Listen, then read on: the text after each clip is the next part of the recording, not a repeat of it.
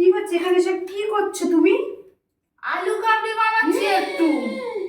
এত আলু সিদ্ধ করেছো, ছোলা, আবার পেঁয়াজ, এখানে আবার আলু আছে।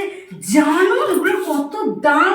এই শসার এখন কত দাম, ছোলা পেঁয়াজ আর এক কারি আলু সিদ্ধ করেছো কেন? কত কিনবে যে এক কারি সিদ্ধ করেছো?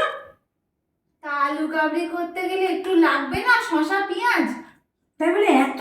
কোথায় অত? ওইটুকুনি তো সবাই খাবো না, নাকি সব একটু একটু একটু একটু পোশাক খাবো?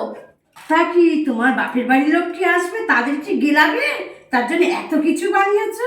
আমরাই খেতে পারি না? বাপের বাড়ির লোক খাচ্ছে, আমাদেরই তো প্রসাদের মতন দাও।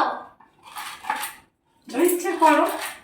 রোজ দিন খালি মুড়ি মাখিয়ে খাওয়াই, একদিন একটু আলু কাবলি বানিয়েছি। দেখো না শাশুড়ির মুখ কিরকম, একটু খেতেও দেয় না, খেতে গেলেই খোঁটা দেয়। এইসব শাশুড়িকে নিয়ে কি সংসার